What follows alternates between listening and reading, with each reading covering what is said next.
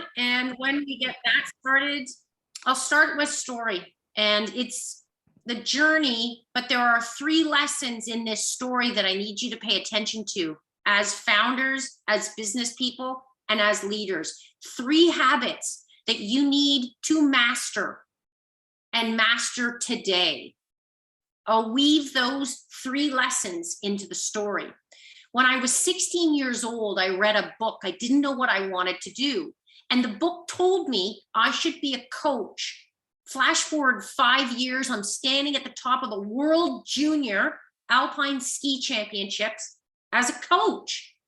But when I lifted my head, when I was at the top of the mountain, I couldn't see myself as a coach because in that community, there were 39 dudes and me. I couldn't see a future as a coach. And at the end of that journey, that year, I was offered a full-time job as the program director. But as a female, I didn't see I fit in that space. And that is a key lesson for me in the journey that I will work with you on. Helping you communicate with you about where you fit, how you communicate with you to make sure you get the best out of you and you feel good about you. So I get the job offer. At the same time, I get another job offer in sport marketing. I chose option B because I couldn't see myself in option A. I go all the way up the ladder, ups and downs, hills and valleys, wins and losses. I'm in small companies, I'm in big companies, I'm in big companies with small startup-like divisions. And I win, I lose, I learn. I win, I lose, I learn. That is one of the most important skill sets that I learned. A learning mindset is a habit that you must develop as a founder, as a leader, as a human being. Learn, come at problems from the space of curiosity. Because curiosity, like we just said with Vartika, curiosity is what will make you powerful. It will give you joy and energy.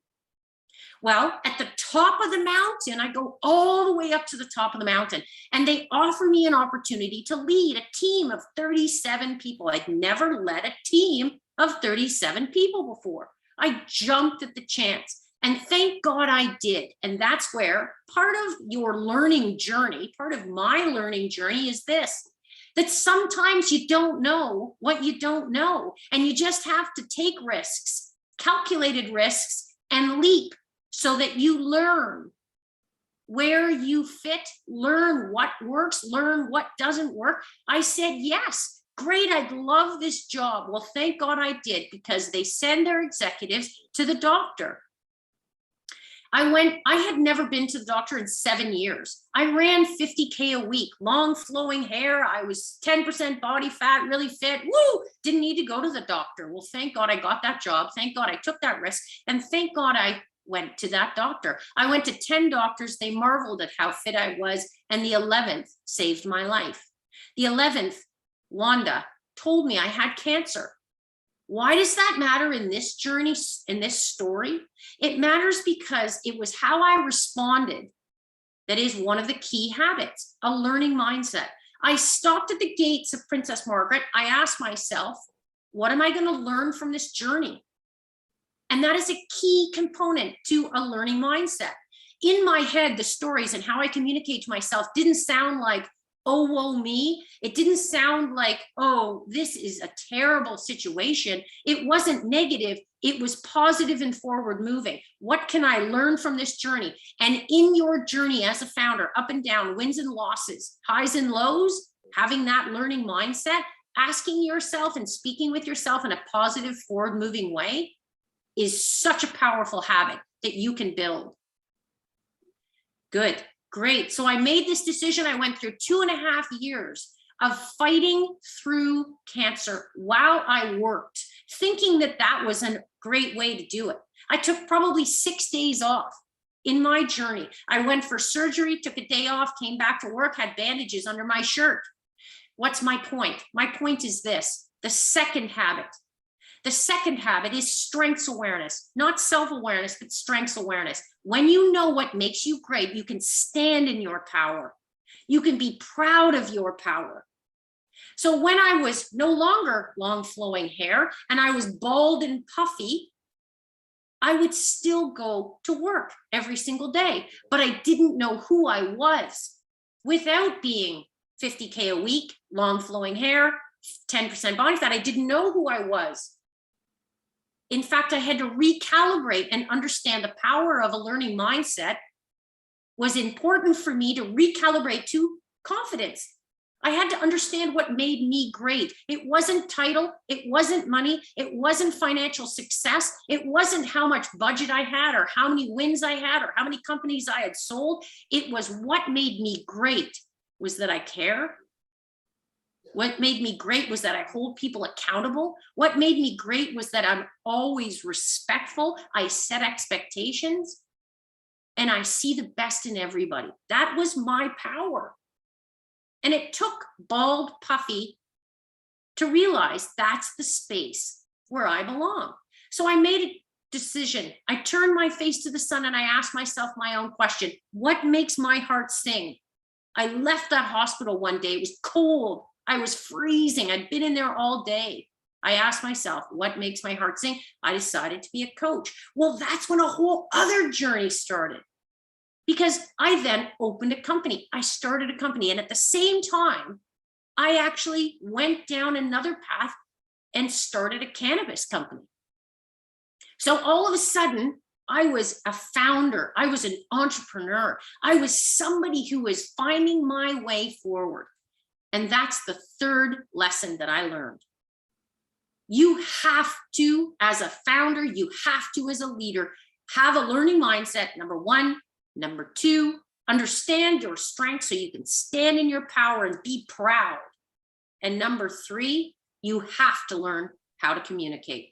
It doesn't matter if you're pitching. It doesn't matter if you're sharing your story. It doesn't matter if you're hiring people, motivating a team.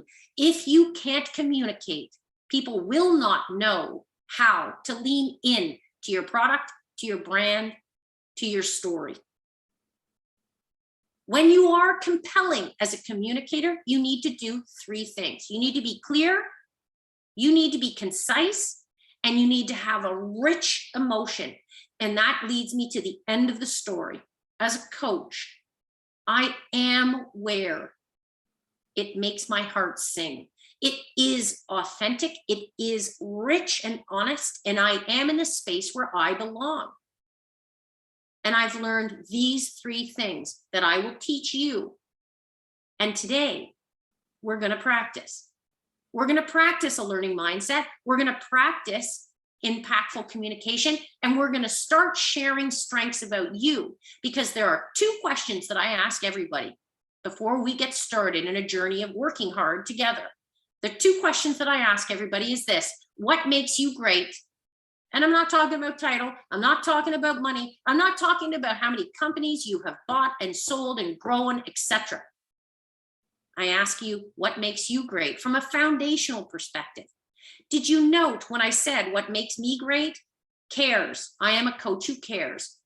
Commitment, accountability, respect, expectation, and strengths. That frames out a value system that I make decisions from. So what are your strengths? What makes you great? And the second question I will always ask you is this: how do you add value to the team?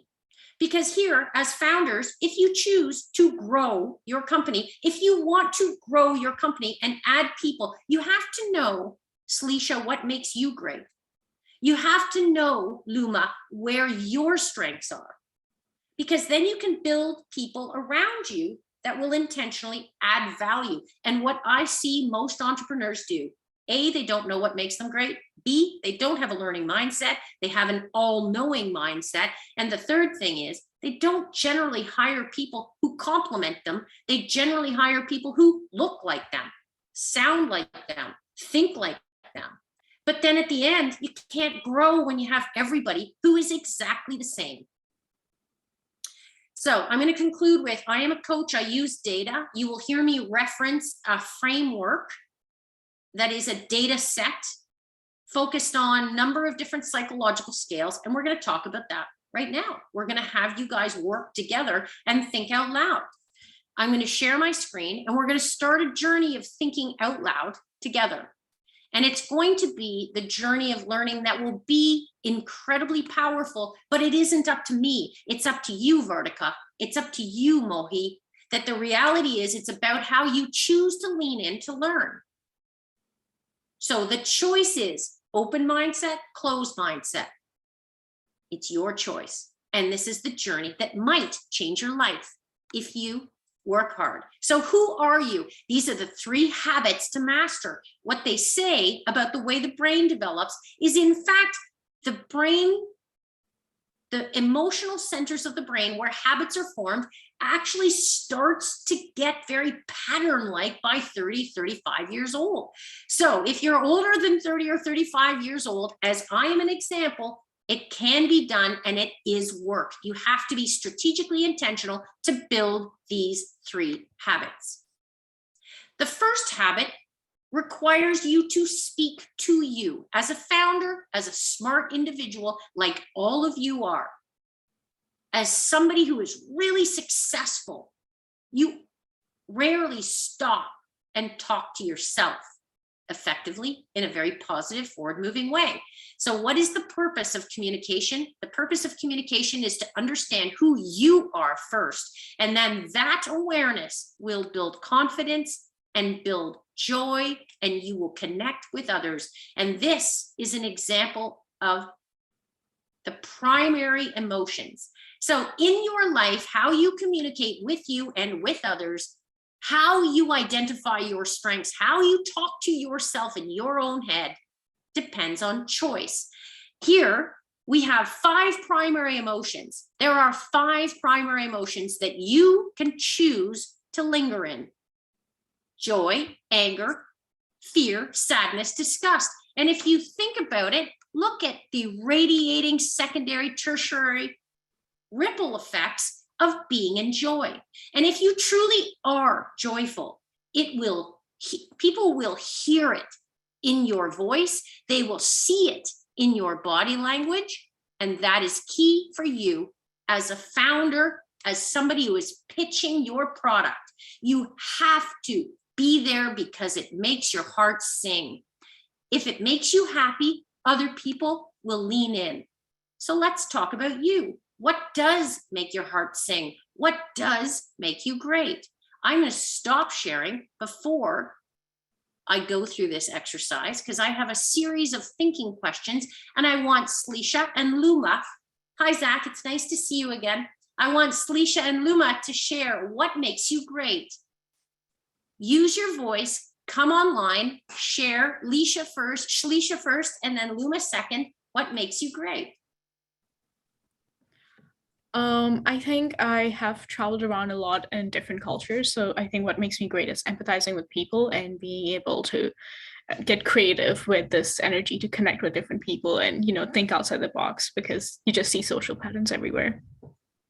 So you see data patterns, you're a macro thinker, and you care a lot. Are you an introvert or an extrovert? An ambivert, I would say, yeah. Good for you for knowing what an ambivert is. And the second thing is you have a wonderful energy of self-knowledge and confidence. It comes across in your energy that you give to others. I like that a lot. Now, let me ask you, and I'm going to hold your feet to the flame on this because I'm sure Naveed has heard this a million times from me. When you start a sentence with and I think I'm really good at, that's when people are very high in love. You care a lot. That is a great trust building leadership strength. And when you start a sentence with I think, it is a common response and will trigger self-doubt in somebody who's listening. So if you're pitching to VCs and you're pitching to these guys who are really, really successful and they're all high in logic, they very rarely have so much love, and you're pitching with an I think statement, it will be triggering thinking in them that you don't actually believe, or you may not know. So it's paying attention to small but big things like that. We'll work on that together. Luma, what makes you great? And please don't say or I think. I'm great because I can handle a lot at once. So I'm a mom, I'm an entrepreneur, and I do a lot. I'm the CEO of the company. I strive for quality. That's very important for me. And I think we are innovative thinkers. My team and I, we're innovative thinkers, and we present the best product in the market in terms of what we do. Good for you. Here's what I see and what I hear. You're also high in macro thinking, which means you're the idea generator, and your focus is incredible because your eyes didn't even flinch when there were kids around you. You're not even paying attention to that, which is a huge asset when you're building a company. You need focus. I'm going to end my story before we get back to some of the questions that I'm going to ask you to think about you. I'm going to end my story by saying I am a coach, and I now work in a very rare space of being on a team with one of Canada's top entrepreneurs and his team that have built 4 companies together as his master performance coach. So I roll up to him and we work together to solve problems. So your journey forward starts with believing in yourself, understanding, adopting a learning mindset, which is a habit of curiosity, understanding how you add value to the team by standing in your power and your strengths, and then continuing to learn how to communicate you and your company and your vision effectively. Because what I see at the top with all the entrepreneurs that I work with that have built and gone through Series A, B, C funding, the fact is that if they don't build these 3 habits early in their career, it is much harder to undo them later in your career. So that is, for me, the key lesson that I can share with you. But let's have some fun. What makes you great? We're going to go through, remember, habits take 21 to 90 days. So I will inspire you to think together with me, by yourself, to build those habits. I highlight 21 because you guys are top performers. So my expectation is that you're no longer going to say the words I think or.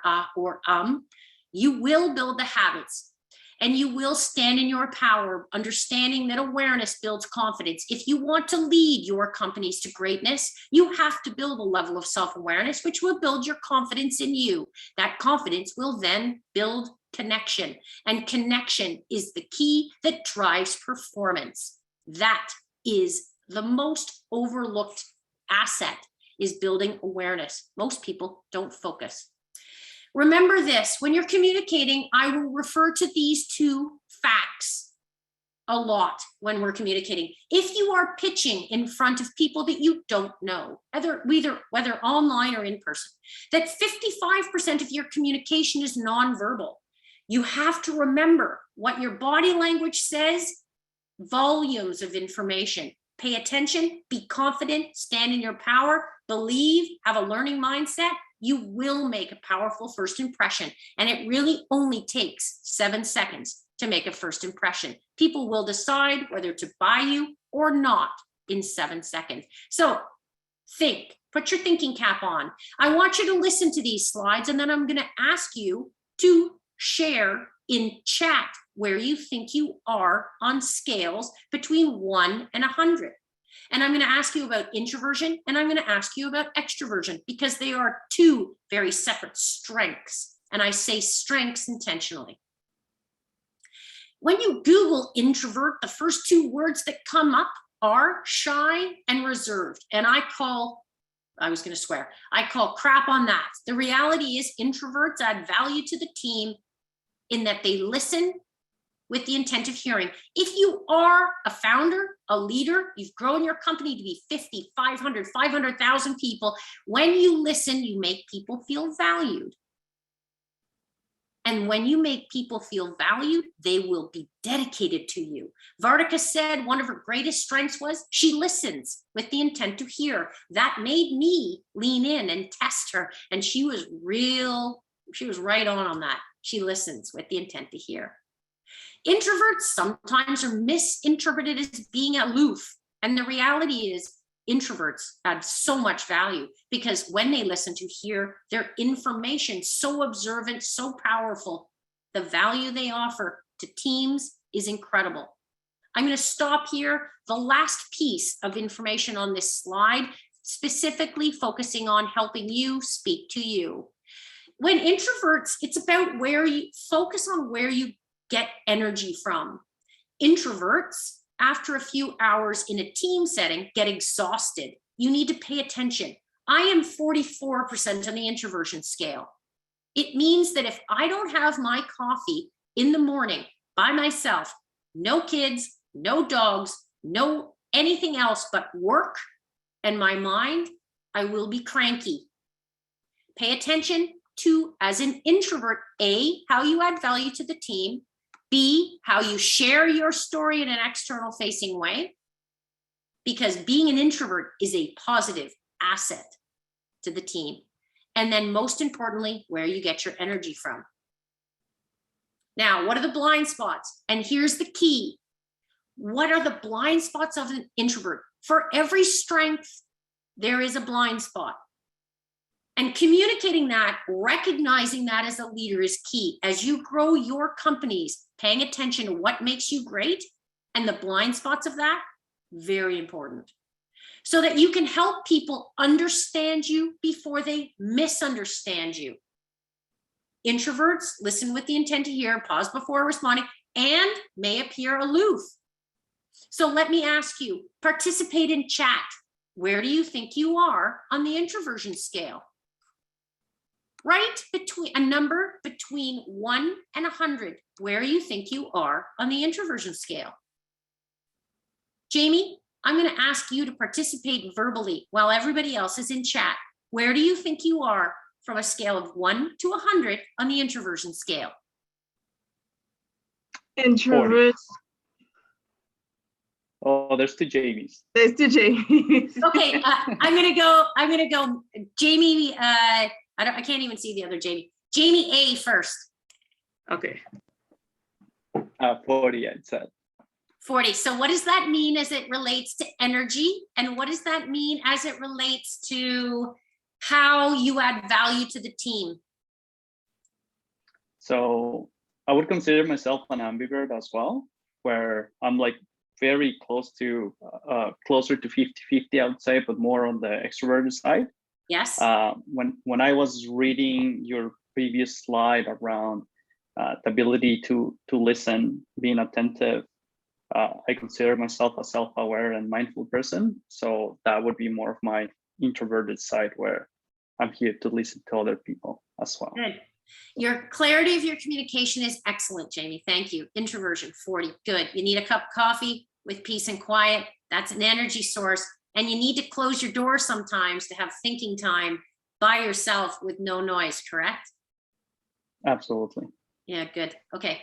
Love that. Thank you. Jamie, number 2, share, please. Where do you think you are on the introversion scale before we go to extroversion? Right. So I would say 50, because I believe I'm an ambivert. I have a lot of energy. I can share a lot of energy. I'm self-motivated. I'm always go, go, go. But then there is a time where I want to be at myself. I want to build that energy back up before I can come back out into the public and interact again. Love that. I love that. And how you said you need that energy to go back into the public. It is important. When you succeed as a founder, you grow your company, there's a whole bunch of people wanting time with you. Mm-hmm. Time is going to be given away. And all of a sudden, Jamie, you don't have that time to recharge. Right. So paying attention to that. Love that input, Jamie. Thank you. And Jamie 1 and 2, thank you for that input. We're going to talk about extroversion now. Think about extroversion. Extroversion is really weird space. You have to have some form of extroversion to be a founder, to be the CEO, to be a leader. You have to be able to communicate what you do well, where you're going, what's the vision of the company. I'm going to ask Alan to comment after we go through the first 2 extroversion slides where he thinks he is on extroversion. And I'm giving you a little bit of time to think about that. The strengths of an extrovert are that they continue to bring momentum. And if you have all extroverts on your team, if you build a team of extroverts, nobody's going to listen. If you build a team of introverts, nobody's going to talk. So there is a strategic thinking process as founders, as you build your organization, to put the right people on the team so that your strengths and their strengths are very complementary. I'm going to go through one slide. I'm going to ask you to participate where you think you are on the extroversion scale, and then I'm going to come to Alan. Blind spots of a high extrovert, they talk a lot. They can be very annoying to a high introvert. They are people that you want at the front of the room. Now, let me be very clear. A 95% extrovert looks very differently and sounds very differently than a 66% extrovert. I am a good presenter, but don't invite me to a party. I am socially inept, not my strength. Can't chit chat, but I do speak well. So Alan, please, everybody else enter where they think they are on the scale of extroversion. And Alan will share verbally where he thinks he is on the scale of extroversion. Alan, nice to meet you.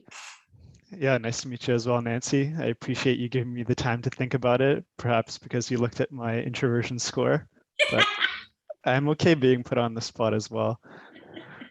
For me, it's kind of a complicated dichotomy because I think I can, well, now you got me saying I think, you make me self-conscious about that, but I can put on an act and appear extroverted to some people, and some people that meet me for the first time might think I am extroverted.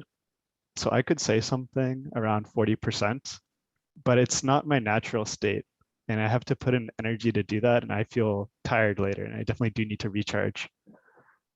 And So, as well, yes. I also say that I'm a lot more extroverted with my team or with people I know and I have good relationships with. But with new people, it's a lot more difficult to talk more and open up more.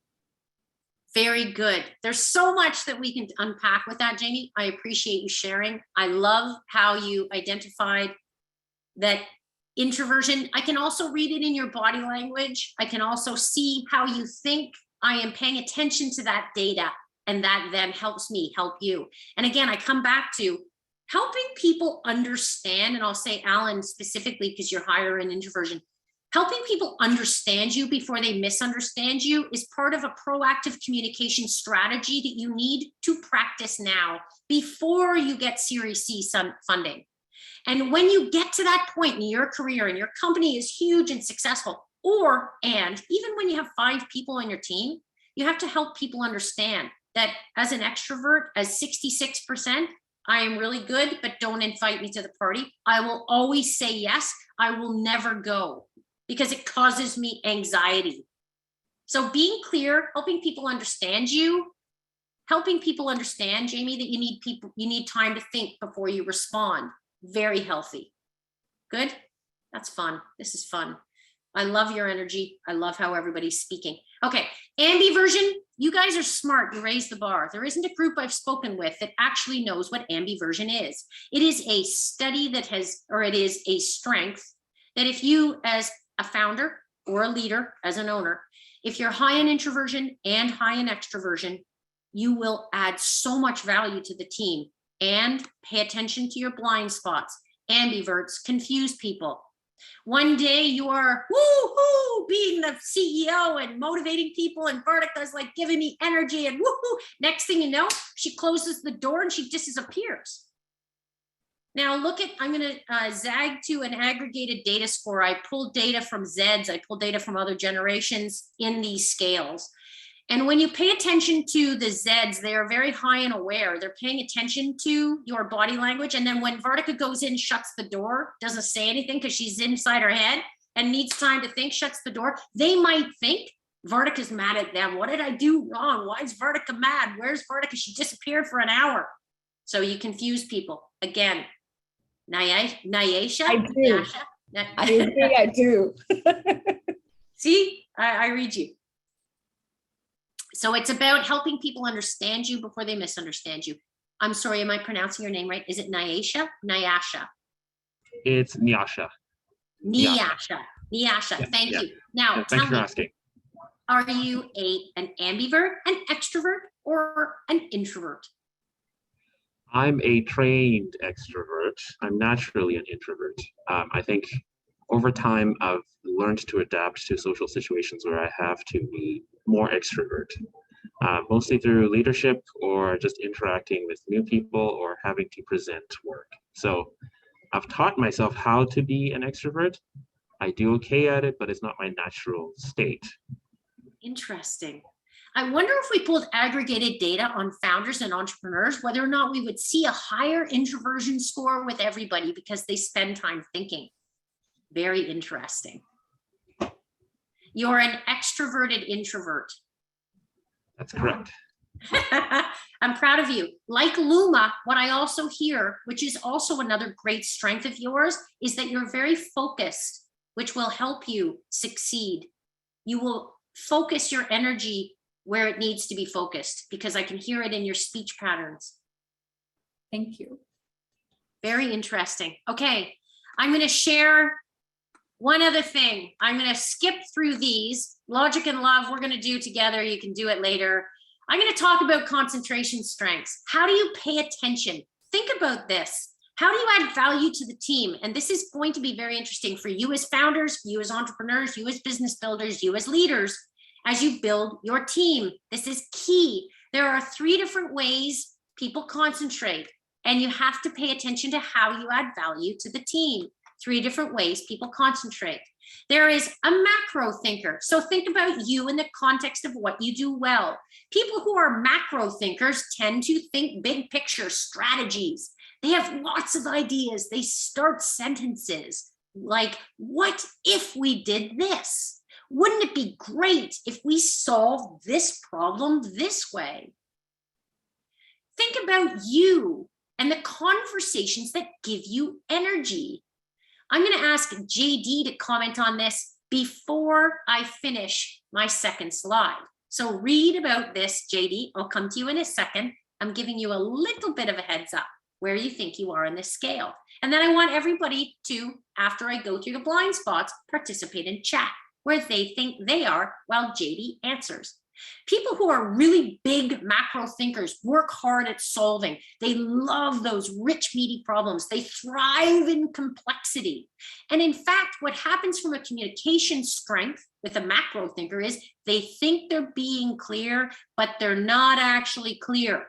They're opening a lot of loops, but they're not closing a lot of loops when they communicate. And what does that mean? What does that mean as it results to pitching? Are you clear when you're speaking? I want JD to participate. I want everybody else to read some of the blind spots of a macro thinker, and I want people to participate in chat where they think they are on 1 to 100. JD, hi, it's nice to meet you. A macro thinker, probably 99%. You pointed out that you think you're being clear, but you're opening a lot of loops, and that is absolutely. You keep cutting out, JD. You keep cutting out a little bit.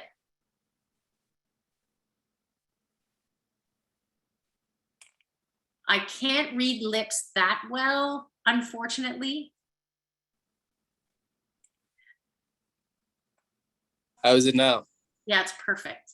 Thank you. Okay, awesome. I am 95 to 100% macro thinker. And that means that you get excited about the ideas of what if we do this? Oh my God, we can do this. And then everybody feels like they're spinning in this whirlwind of energy that's so exciting, and they want to lean in and they want to get there, but they're not 100% clear of what you're trying to do. Do you feel like that sometimes? All the time. Yeah. So interesting. Well, I'll share with you, as somebody who is 98% in macro, I am very good at helping you zero in on the messages that are the key messages, because people think in threes. And when you start and finish those statements, they're clear, and you have those 3 things that are the main message. And also to understand that as a macro thinker, you have to test your voice. You have to figure your way forward. You have to get in front of different audiences with increasing pressure and expectations so that you can continue to hone that message and be flexible to understand If it's not landing, it's probably not the right direction. I can definitely help you through that, because I think I did 1,908 presentations before I finally landed on clarity. Awesome, thank you. And I bet, JD, that I'll get you there in less than 1,000 times. So pay attention to what makes you great. I appreciate everybody's input on chat. We're going to continue to go through. The second way you can pay attention is micro thinking. And I'm going to share this information in the context of how you pay attention, the strengths you bring to the team, and how you build your team. People who are really good in micro thinking, they focus, they're really good at attention to details. They will be there as a repetitive task doer, the people that don't mind grinding through pages of data. They don't mind concentrating for long periods of time. They are the people who aren't the thinkers, they are the people that get the job done, the doers, the people that pay attention, whether or not there is a dot on an I or a date on an invitation. As an athlete, the kids that I coach, some of the kids that coach and train in the national team are people who are micro thinkers, will be the guys that stay late, that kick 50 long balls right foot, 50 long balls left foot.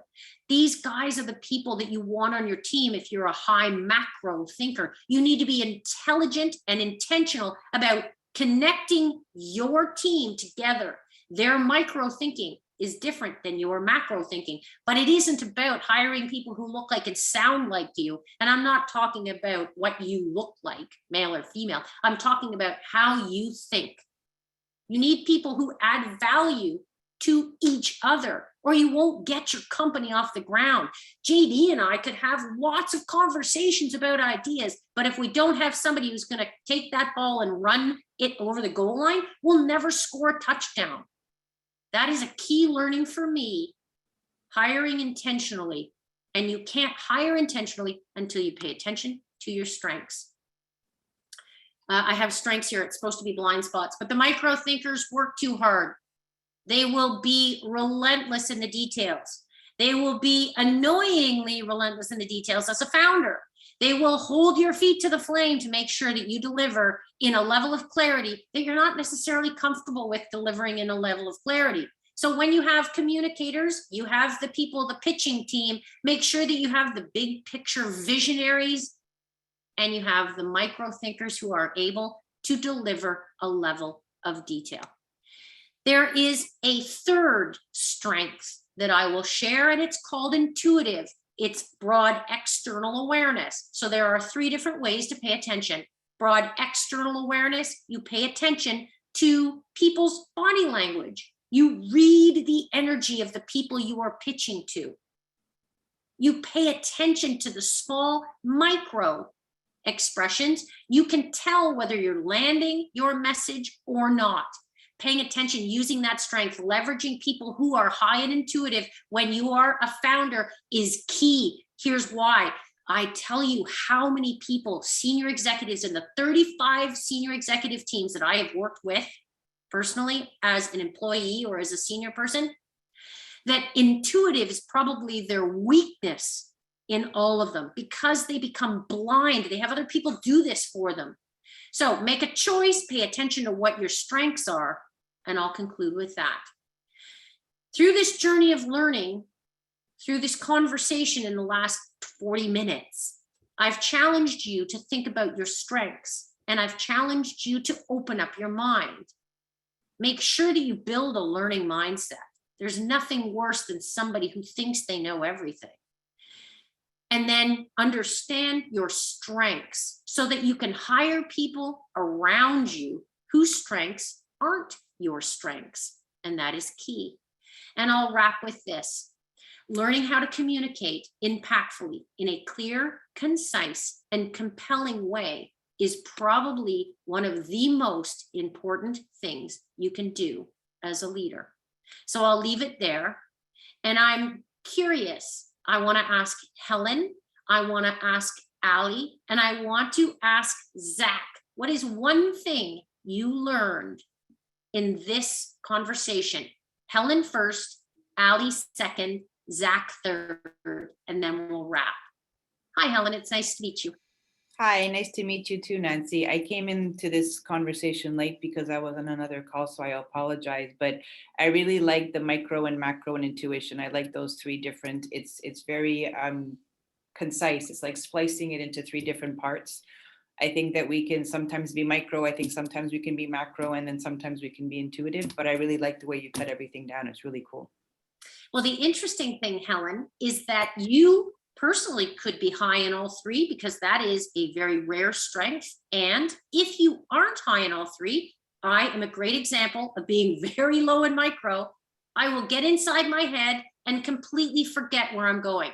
I will leave my husband at the restaurant because I'm so in my head. I forget to pick him up and he's waiting out front. And I get home and I remember about my husband. That's a true story. It is about leveraging and understanding your strengths, Helen, and then paying attention to how you surround yourself with people whose strengths aren't your strengths. I think it'd be curious to see what's happened with COVID and how many people have become more micro and or more macro. It'd be interesting to see how that has shifted because of the pandemic. Yeah, that's that. And I see a huge increase in ambiversion or introversion. Lots of people are learning to think. Love that thinking. I suspect you're high in macro, high in micro, and high in intuitive, just by what I read from you. A great skill set, Helen. It's very nice to meet you. Nice to meet you too. Thank you. Ali, tell me, what have you learned? What's one thing that you've learned in what you've heard today about you? Great. The thing is that I think we had this discussion is that how we are framing this is very important. Essentially, I internally believe that I'm pushing and I don't see it as a kind of bad thing. Essentially, I know I'm extrovert, and that's the kind of thing that's okay. I have to compliment myself with people who have a complimentary, and usually I'm unconsciously I do that. Essentially, I'm looking for people who are not in the same energy. Sometimes I was feeling that I'm oppressing people. Right now, I see that it is a natural way for me to find someone who is complimenting me, and we're not getting in the argument. But at the same time, it is very important that you realize that some of these differences can kind of create a conflict. So it's better that respect the boundary and don't push too much when you're talking with the introvert people. And that's a realization, essentially. Yeah, sometimes I forget. That's a good thing. And it's very good to also advise that trying to bring the compliment. I think the understanding that we are complimenting each other, that's one of the things that's the most important thing that I will learn. And essentially, I try to build the team that way. So don't build everyone just introvert and basically just compliment myself. So the dynamic team needs both, all of them. So that's what I really like about it. That's what's from your presentation. Thank you for that input. And what I hear from you is that you're high in analytical and you're high in extroversion, which means you get into your head and you have conversations in your head that come out of your mouth. And being clear, being intentional, and being strategically intentional about what you want to say will be a habit that I will help you build. The structure, pre-thinking, and then communicating so that you leverage the assets that you have. And I also think you're a little bit impatient, which is you're driven to lead. You want to get there tomorrow.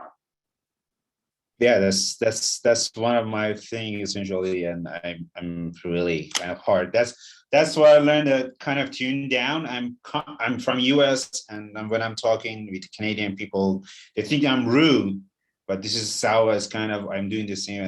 No, it's nothing personal. Essentially, this is how I used to do work, and finding the balance is sometimes hard, and some people get it personal. I'm trying to say it's not personal, essentially. Well, and I'm aware of that problem I have. So it isn't a problem. It's an opportunity to learn how to push yourself to be even better. And I promise you, it will take a lot of positive energy to get there, and it will be transformative for you. I promise. That's a pinky swear. I'm going to come to your question in a second, JD, before, just after I ask Zach, what's one thing that you heard today? It's nice to see you again, Zach. What's one thing that you heard today that made an impact on how you think, who you are, communicate, etc.? It's nice to see you again, Nancy. For me, myself, I feel like I'm evolved.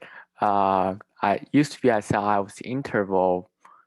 when I was 15, 16, 17, but I was about to external, and I think I'm still evolving. So I'm still not sure yet, but I feel like I am always self-improving myself. Yeah. But it was very nice to see all the breakdown. How do you identify yourself into those categories? I never have that scientific approach to myself. Yeah, it was very great to see you, and all the material provided was pretty interesting for myself as well. I like what you said, Zach, how it's I believe it's a scientific formula that you can learn in a structure that I'll walk everybody through. And that's part of the journey that I have perfected, back to your comment and the conversation that JD and I had, just about how high macro thinkers aren't always clear. And I'm a high risk taker, and I bet all of you guys are high in risk too, which is a whole other scale and a whole other 2 hours of conversation. But it is about understanding where you are and where you add value. And that strength will also pull me off into meandering stories or meandering ideas, or I need focus. So this structure, back to your comment, Zach, was with that structure, it was very scientific. It is very scientific that I have created, and it helps people zero in on specific things instead of just random thinking. It helps two ways. It helps you understand your strengths, and number two, helps you hire. So I guess there's 3 ways. And the third way is it helps you communicate externally to other people what makes you great and how you add value to the team, why they should invest in you. Anyway, I'm going to ask, JD had a question for me. How do you think exposure, living in multiple